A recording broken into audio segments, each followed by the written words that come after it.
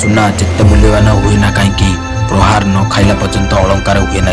ठीक से परी जीवन में दुख कष्ट न खाइला पर्यंत सुख शांति आसी न थाए।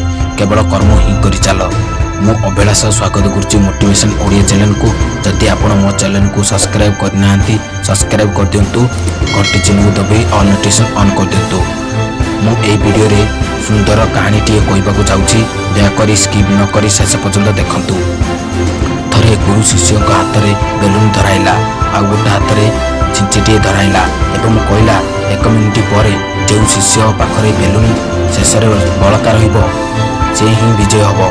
समस्त शिष्य किसी समय पर परस्पर को देखिले किंतु यहाँ पर गोटे शिष्य निजर छुची द्वितीय शिशुर बेलून को फुटाई देला।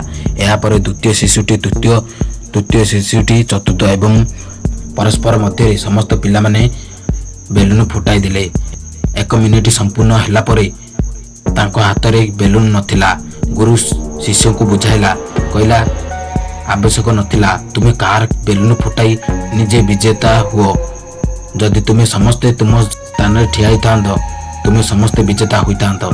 बेले बेले आमे माने विजय हेबा पई अन्य काहाकू खराब करने को चिंता कर मन रखु। यह द्वारा बरम आमर ही खराब होता है। जदि आपण जितवाक चाहूँगी समस्त सह आगक बढ़ंतु विजय निश्चिंत हब।